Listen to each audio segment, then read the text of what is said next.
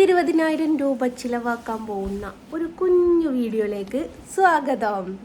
എന്താ ഇത്ര ചിലവ് എന്നല്ലേ, പെരുന്നാൾക്ക് ഡ്രസ്സ് എടുക്കാൻ പോവുകയെന്ന് വിചാരിക്കും. എന്നാൽ അതല്ല. നമ്മുടെ വീട്ടിലിരിക്കുന്ന ആശാനെ കണ്ടോ?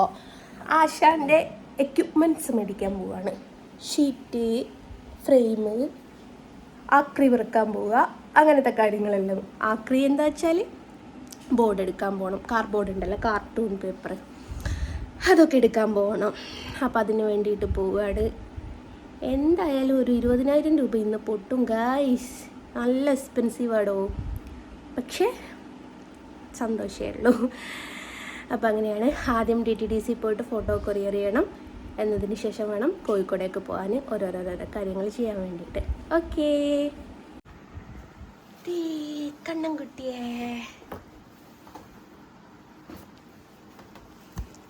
ഇന്നതാ ഇത്രയും ഫോട്ടോസ് ആട്ടോ കൊറിയർ ചെയ്യാനുള്ളത്.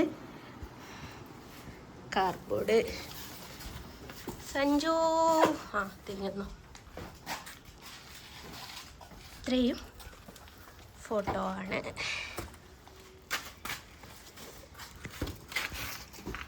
അപ്പം മമ്മി പോയിട്ട് വരാട്ടോ. അങ്ങനെ ദേ ഫോട്ടോസ് കൊണ്ടു കൊടുക്കുന്നു. കണ്ണനതാ പോകുന്ന. ടാറ്റാ കണ്ണ.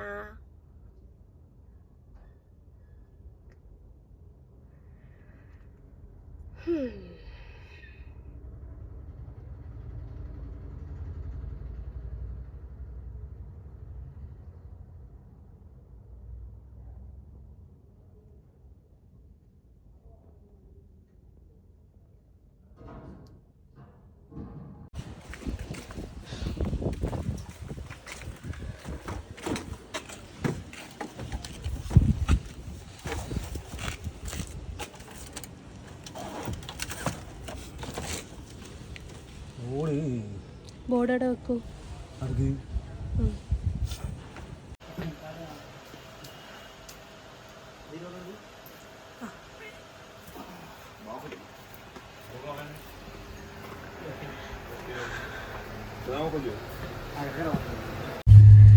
അങ്ങനെ ഫ്രെയിം എടുത്തു, ഷീറ്റ് എടുത്തു.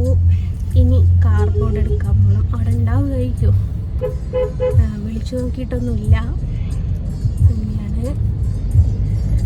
ഇനി അടുത്തത് കാർഡ്ബോർഡ് എടുക്കാൻ വേണ്ടിയിട്ട്. ആരും ഇങ്ങോട്ടോ നോക്ക്. ഏട്ടായി കലിപ്പില്ല, ഏട്ടായി കോഫി.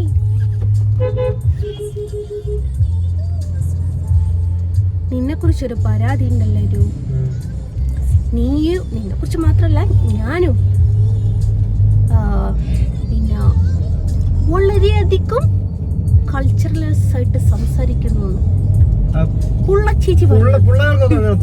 പിള്ളമാർക്കൊക്കെ അങ്ങനെ തോന്നും. നല്ല കൾച്ചറാണല്ലോ, കണ്ടവന്റെ കൂടെ ഡൽഹി പോയി ജീവിക്കുന്നത് നല്ല കൾച്ചറാ. പുള്ളക്കുട്ടിയല്ലേ, അങ്ങനെയൊക്കെ തോന്നും. പുള്ളക്കുട്ടിക്ക് നിന്നൊരു നോട്ടുണ്ടോ? ലോക്കൽ ടീംസ് വേണ്ട. നാലും എൻ്റെ പുള്ളേ, നിനക്ക് അങ്ങനെ തോന്നിയല്ലോടേ.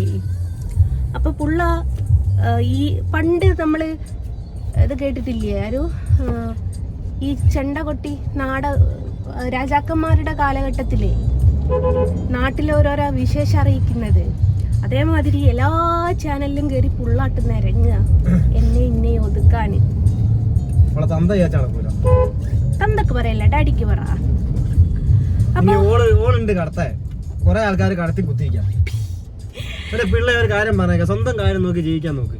കണ്ടവരെ കാര്യം ചോദിക്കാൻ അണക്കുള്ളത് എൻ്റെ അടുത്തുള്ള എന്താ പറയാ ഒളിപ്പിച്ച കാര്യങ്ങളൊക്കെ നമുക്ക് കിട്ടാൻ വലിയ പ്രയാസമൊന്നുമില്ല. ഞങ്ങൾ ഒളിപ്പിച്ച കാര്യങ്ങൾ നിങ്ങൾക്ക് കിട്ടാനും വലിയ പ്രയാസമൊന്നും ഉണ്ടാവില്ല.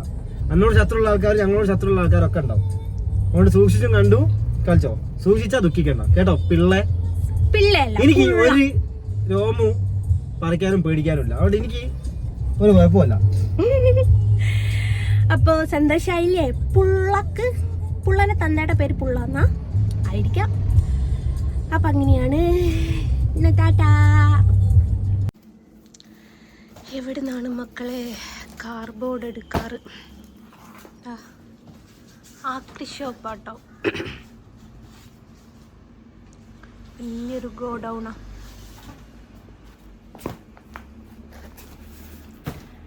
ഇന്ന് ബോർഡില്ല, ഉള്ളത് തപ്പി പിടിച്ചെടുക്കുക.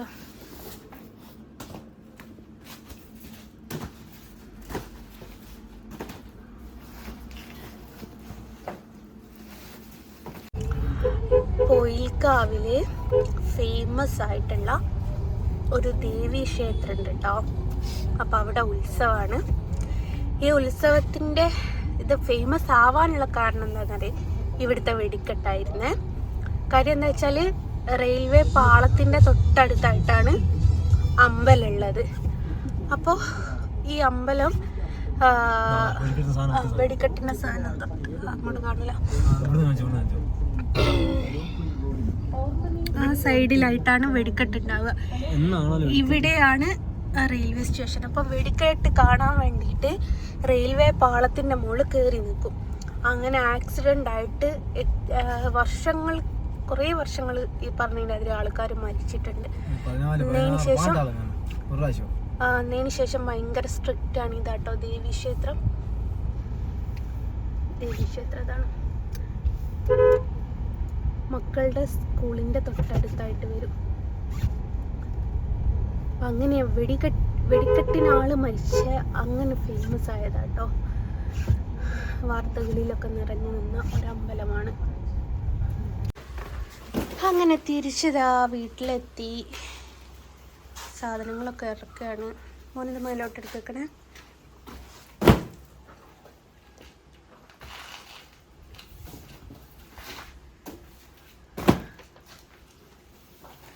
അപ്പം അരുണേട്ടൻ സാധനങ്ങളൊക്കെ ഇറക്കി വെക്കട്ടെ. ഈ വീഡിയോ ഇത്ര മാത്രമേ ഉള്ളൂ കേട്ടോ. ടാറ്റാ കൊടു.